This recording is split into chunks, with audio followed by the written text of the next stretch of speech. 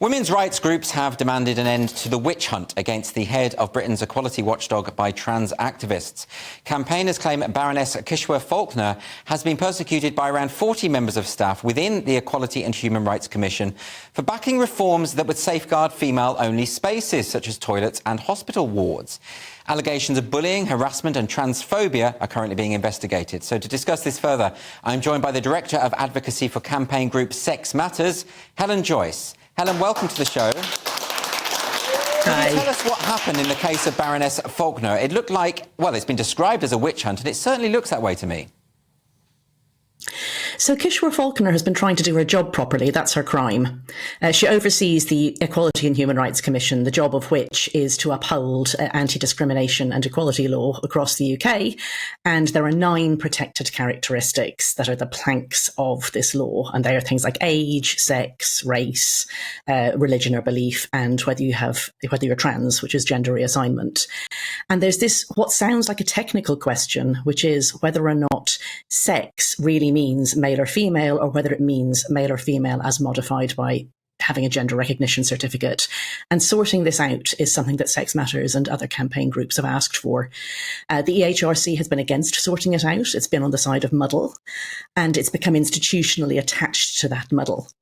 But Falkner was kind of a new broom when she came in a few years ago, and she listened to our arguments and she said that they had merit, and wrote to Kemi Badenoch, who oversees the Women and Equalities portfolio in government, and said, we should look at this. That was her crime. That was when they started trying to get after her. So they put in all these complaints, and from what we've seen in the paper, these complaints are things like that she rolled her eyes, that she was a bit brusque in a meeting. She's a really lovely person who has been in many, many senior jobs, and nobody has ever complained about bullying or anything like that. So it really sounds cooked up to me. And they were trying to get her suspended during this investigation, which would have meant that she would be taken off the case of considering whether this law would be fixed so that it was clear, not muddled. So they failed in that, and I think that it's actually been a big disaster for them. I think it's blown up in their faces because it's shown what bullies they are. So, Helen, it seems that some of the allegations as well have been very, very spurious. I mean, there was one suggestion that she'd insulted a trans individual by describing them as a bloke with lipstick, but actually she was actually quoting someone online who had said, to give an example of the kind of abuse that trans people receive. But then that was reported uncritically on Channel 4. Is that correct? Yeah, so, I mean, all of this should not have been leaked. This was leaked by people within the HRC to Channel 4 and basically has made the investigation impossible. So a KC was called in, and Falkner wasn't given any support in getting her own legal representative. She's been paying for her own legal representative in all of this. The stuff was leaked. It does sound spurious from what's come out, but nothing should have come out. This should all have stayed behind closed doors. And now they've suspended the whole investigation. But honestly, if this is the best that they can give when they're cooking up allegations against a woman, this does not sound good. I mean, loads of people did leave the EHRC because of Kishore saying that, trans doesn't trump all other characteristics and that women have rights too. But, good riddance to bad rubbish is the way I put it. If you're not willing to stand up for everybody's rights, what job do you have at the EHRC? But there's a broader problem here, isn't there? Because this isn't the only example where activists have used underhand tactics to try and drive women out of their posts if they dare to reassert the importance of women's sex-based rights. This is a broader problem, isn't it? It absolutely is. And, I was listening to what you were saying about Kathleen Stock, and you were saying, at some point they're going to have to grow up. But it seems to me that they aren't. They're getting jobs in places like the EHRC and ruining the world of work so that it matches petty campus politics with little, witchfinder generals being trained by people in gender studies to spot transphobia by telepathy, as you put it. Those people are ending up in junior and not so junior positions all over government, the civil service, the regulators, especially the ones that have an EDI function, equality, diversity and inclusion. And they're really wrecking the world of work. So yes, we hear all the time in Sex Matters. We get emails from people saying, I'm under investigation because I said girls and boys in school.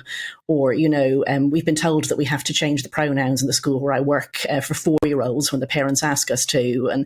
And these people have no one to turn to. The HRC is meant to be where they can turn, actually.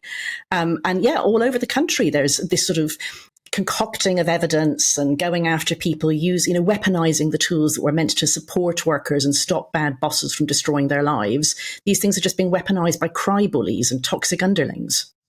think cry bullies is a really good phrase here, because there's people who are playing the victim in order to attack. But you must, at Sex Matters, the clue is in the name there, Sex Matters, that's what you're advocating for. This is not a controversial point of view, surely. Don't you ever feel a bit that this is a bit deranging, the fact that you're having to promote a view that we all know is the case, and yet sometimes you're hitting a brick wall?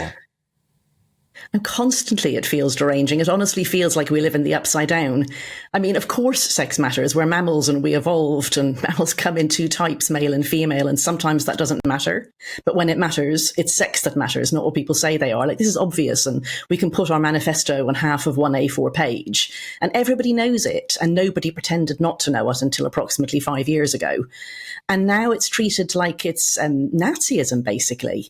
It's very deranging. That's exactly right. So we hear from people who really feel they're being driven mad by all of this. You feel like the whole world is playing some weird prank on you. Yes, and you've experienced the ire of these protesters personally when you gave a talk at Gonville and Keyes College, and they were screaming outside and banging the drums, and they were intimidating other students who wanted to attend the talk, but they couldn't. Is the solution just to persist in the way that you do, is just go to these talks? Kathleen Stock this week in Oxford, I'm sure that's going to be quite a lively and possibly unpleasant turnout from protesters. But what choice is there other than to stay strong? Absolutely. And you know what? It's not like Kathleen and I and the other people who do this are being paid for any of it. I turn up free to places like Keyes College to be shouted at and insulted by a bunch of students who don't know they're born. And I do it because I think that universities are important places, and academia is important, and free speech is important. And, I hope that one day they'll look back and be ashamed at what they did. I doubt it somehow. It's got worse since then. At least anyone who came in, some trans rights activists did come in draped in trans flags for my talk, but they asked questions and they listened to the answers. The only people who were making noise were outside, and at times that was too loud for anyone inside the room to hear. But I heard that at Kathleen's recent talks, they come in and they block book seats, and then when it starts, get up and walk out, which means that people who did want to listen are deprived of the opportunity. So I guess we just have to push through, because otherwise they win. Yes, Helen Joyce, on that note, thank you so much for joining me. Really appreciate it. Thank you.